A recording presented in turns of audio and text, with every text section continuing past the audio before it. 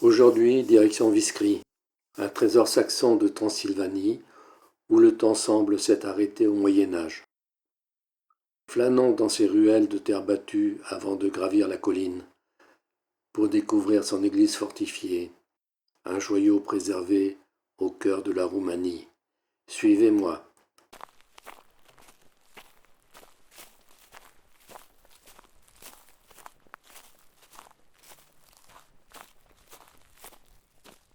Empruntons la rue principale de Viscry, bordée de maisons au ton pastel et volets colorés. Admirez ces façades ornées de bas-reliefs, déclinant des nuances de bleu, de vert et de jaune pâle. Ici, un abreuvoir taillé dans un tronc rappelle l'âme pastorale de la région.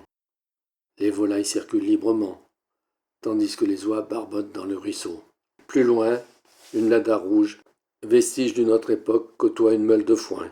Enfin, le regard s'arrête sur cette façade vers Anis, où l'on peut lire « Mon âme bénit le Seigneur et n'oublie aucun de ses bienfaits ». Nous voici devant la célèbre maison du prince Charles, aujourd'hui devenu le roi Charles III. Prenez un instant pour admirer cette façade d'un bleu pastel profond, ponctuée de volets d'un vert typique, avec sa toiture traditionnelle en tuiles anciennes. Elle se fond avec une harmonie parfaite dans le décor des autres maisons saxonnes du village. C'est ici, dans cet écrin niché entre collines boisées et vergers séculaires, que le souverain eut un véritable coup de foudre.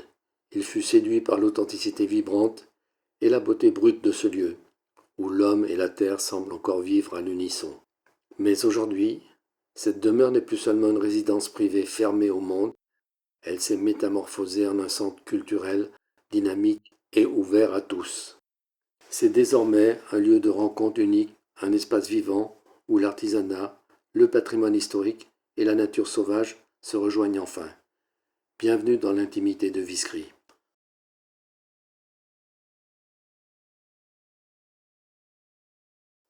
Le cimetière saxon repose au pied de l'église fortifiée. Sur les stèles, les inscriptions en allemand rappellent les familles saxonnes installées ici depuis le XIIe siècle, un lieu simple et silencieux, gardien de la mémoire du village. L'accès de l'église fortifiée se précise.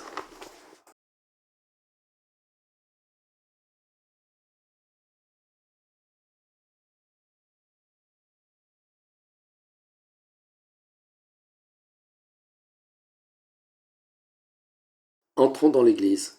Au seuil, une plaque commémore les victimes de Viscry durant les 2 guerres mondiales. L'intérieur de l'église fortifiée de Viscry reflète l'austérité et la fonctionnalité propre aux églises saxonnes de Transylvanie.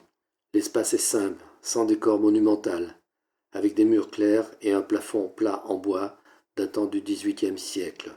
Les galeries intérieures et certaines boiseries sont ornées de peintures décoratives aux motifs floraux et géométriques typiques de l'art populaire local.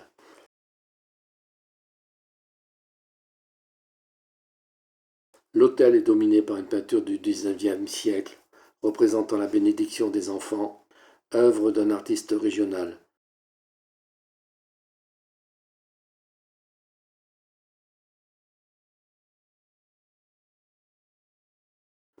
L'ensemble témoigne d'un lieu de culte rural conçu pour la communauté, où la décoration reste discrète et symbolique.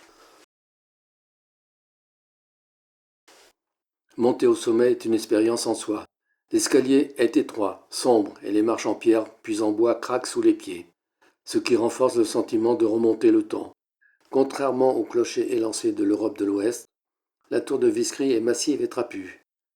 Elle a été construite au XIIIe siècle, initialement comme une tour donjon isolée, avant d'être intégrée au système défensif de l'église. Les murs sont construits en pierre de taille et en briques. Ils ont une épaisseur impressionnante pour résister aux tirs d'artillerie.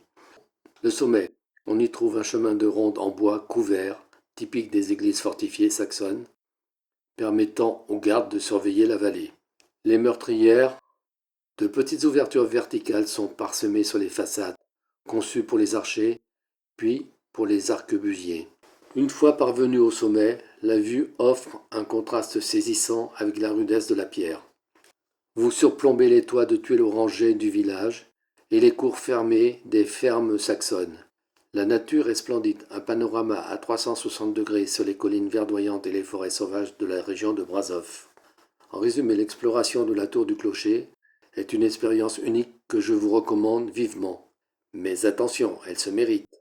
Il vous faudra gravir cet escalier étroit et mystérieux pour atteindre la plateforme de guet dont les origines remontent au XIIIe siècle. Ici, on marche sur des poutres en chêne massive et ajourées, préservées dans leur état originel. On se sent littéralement aspiré par le temps, suspendu au-dessus de l'histoire. Et pour conclure, ce panorama à 360 degrés, un spectacle superlatif sur le village, la vallée et les monts qui nous entourent.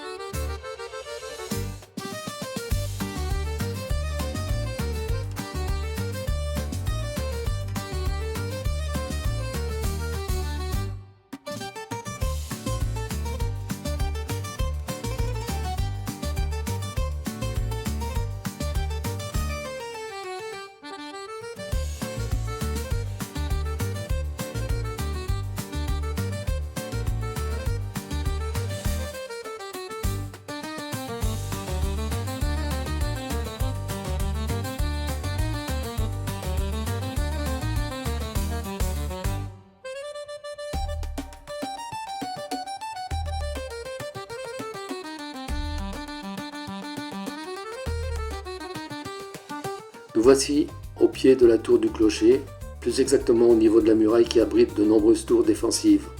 Aujourd'hui, l'aspect défensif n'est plus. De vastes espaces libres de toute occupation sont disponibles. Alors, le village de Viscry a eu la bonne idée d'en faire un espace d'exposition, des objets anciens liés aux traditions rurales. Regardez ces roues de charrette, herse, râteau de fender, houe, tamis, meule de grès ou encore barrique.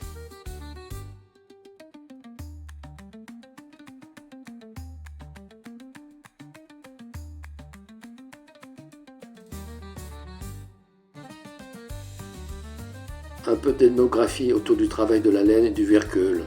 En hiver, les garçons fabriquaient avec leur père ces petites rondelles peintes pour les offrir aux filles. Elles servaient de poids pour les fuseaux, mais pas seulement. Cette coutume donnait lieu à un jeu de cache-cache.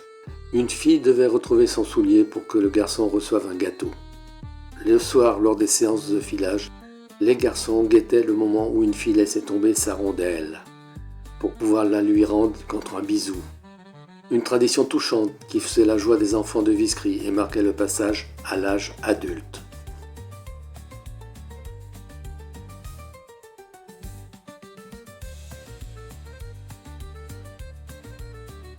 Grimpons l'escalier de bois vers la tour de guet. Depuis cette plateforme de chêne massif, la vue est imprenable.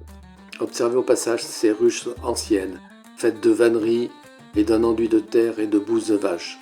Elles illustrent parfaitement l'ingéniosité des matériaux locaux pour isoler les abeilles.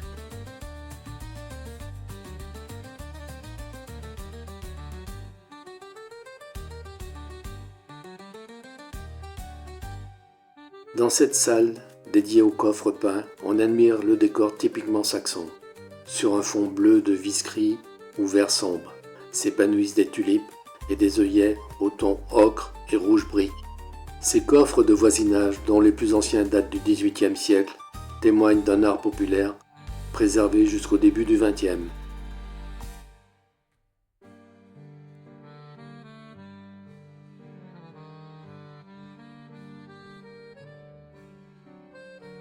Admirez cette magnifique corbeille de perles et de fleurs signée Sarah Fernolent, une donation de mariage au cœur finement perlé, typique de Viscry. Ce lit surélevé cache un coffre à vêtements dans sa partie basse. Un mobilier étroit et fonctionnel qui optimisait l'espace de vie au sein de la communauté. Table à tiroirs fleuris et son bac à provisions, l'essentiel de la cuisine saxonne.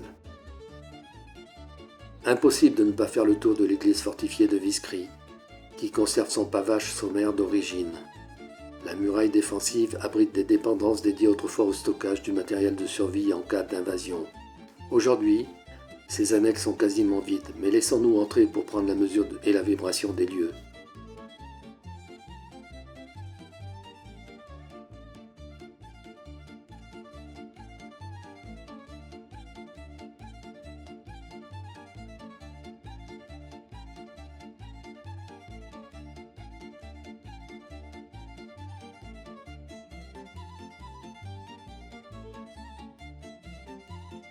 Un peu plus loin, une vieille charrette fourragère à 4 roues. Son timon en bois et ses roues obliques reposent sur un essieu où le fer est réduit à l'essentiel.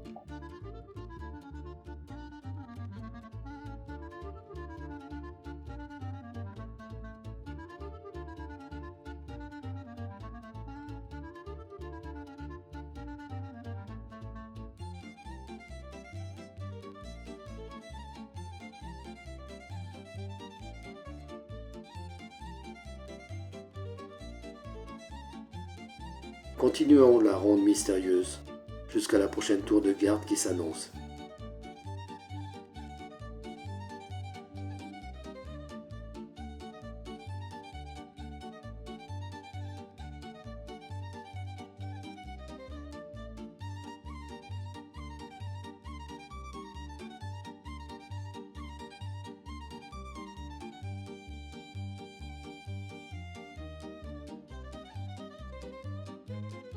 Ici, la céramique traditionnelle est à l'honneur. Assiettes et plats au décor bleu cobalt racontent un art populaire où la nature devient décor. Une rencontre précieuse avec le patrimoine artisanal des Saxons de Viscry.